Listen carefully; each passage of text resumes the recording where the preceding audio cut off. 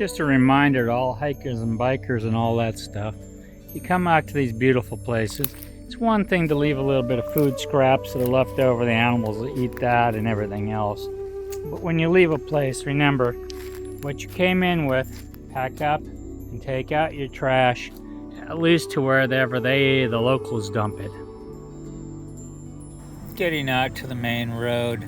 This back road is a bit of a mess, but it worked.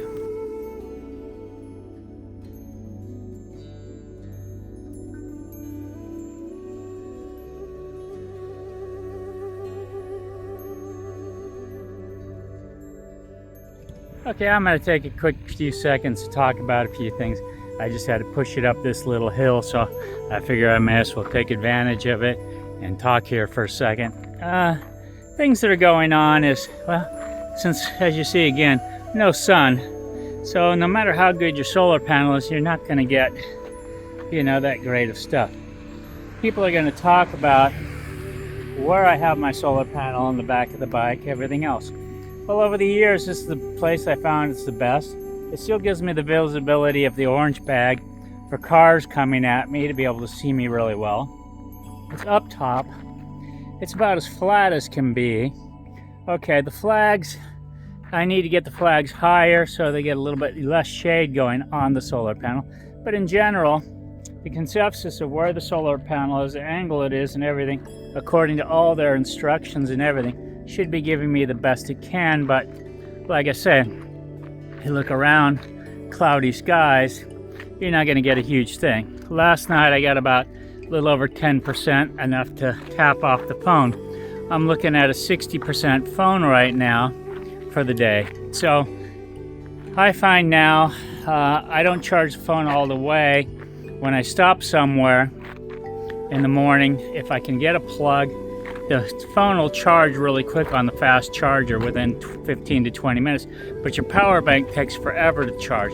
Well, this is something my friend Mark from Solar Bikepacker is looking into, is the Anchor ones that charge in 27 minutes a power bank. Well, that would be a great thing.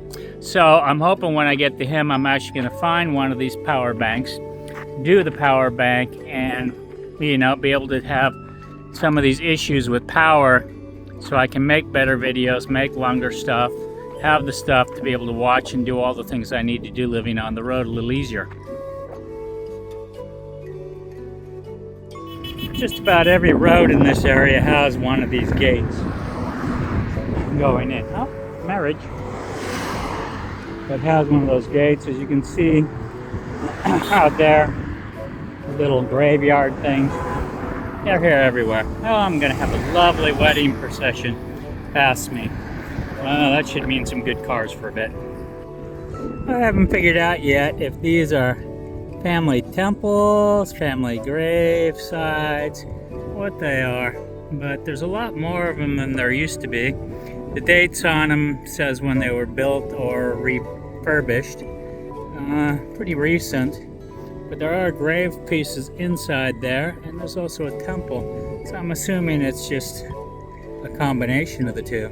Now this one by the Buddhist flags and something else, but Buddhist flags are only out during Tet time. You can tell it's a proper temple open for people. The other ones, from what I'm getting from people, is that they are just private temples, family temples, and sometimes have as well the remains there too. Again, this area has probably got the most grave sites in all of Vietnam. If you look in the background there, you're going to see the mountains. And the mountains is kind of the dividing line from when the war was here. So this is around the DMZ area. So a lot of stuff, a lot of animosity still in some people. Choices in stores is a little bit differently. You've got some weird stuff. Packaged sauce that way, it's about $1. Just that little bit of sauce. Mostly MSG, a bunch of other stuff. Biggest selection is always noodles, some sauces, soy sauce, pasta. Half 200 grams is 50 cents. Pancake mix. plenty of noodle choices, but this 90 grams of pasta, maybe it's good, maybe it's not. Same thing comes when it comes to drinks.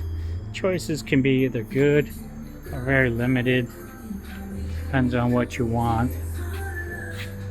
Milk is mostly in the packets.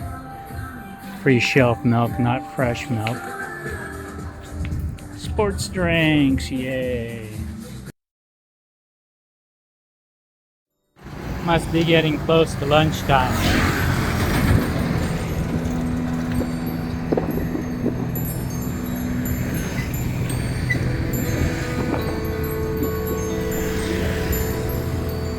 Again, we're running beach areas with beach resorts and different things, but as you see, it just can't quite distinguish the two. You can't have slummy, out-of-date villages and then a rich area just on the other side. You're not going to draw this tourist industry. And then to charge the prices you want to charge for something that's like this, not of standards, it just doesn't do it.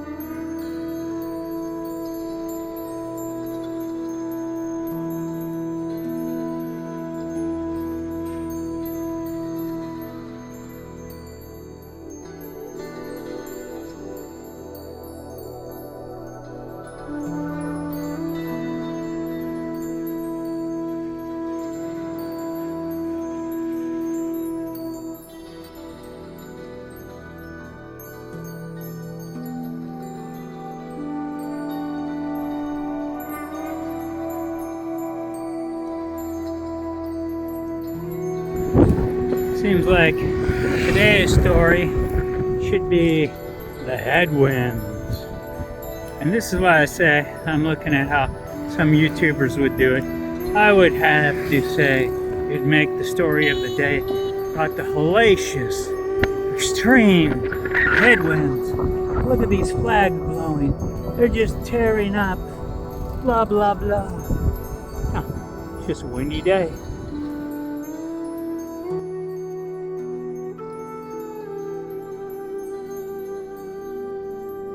Finally, the weather's breaking loose. Getting some sunshine today. Some real sunshine. This back coastal road. Wind is a bitch today.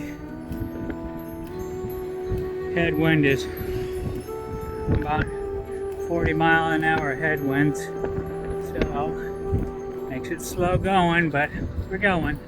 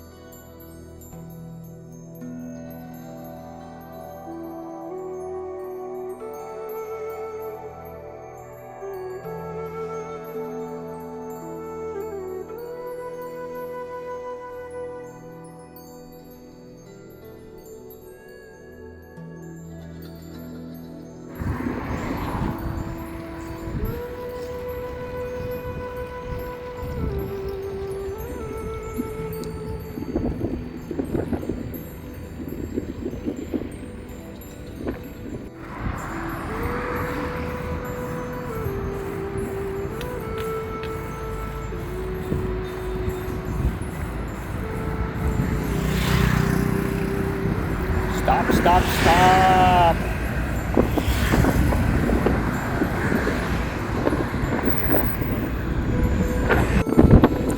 Okay, got stopped at the tunnel.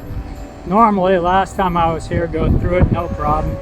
This time, they want me to go all the way around, go over the top, the back road, because something's happened in the tunnel that they've blocked off the thing. Surprising they're letting the scooters through still, but seems to be, so I gotta go around over the mountain.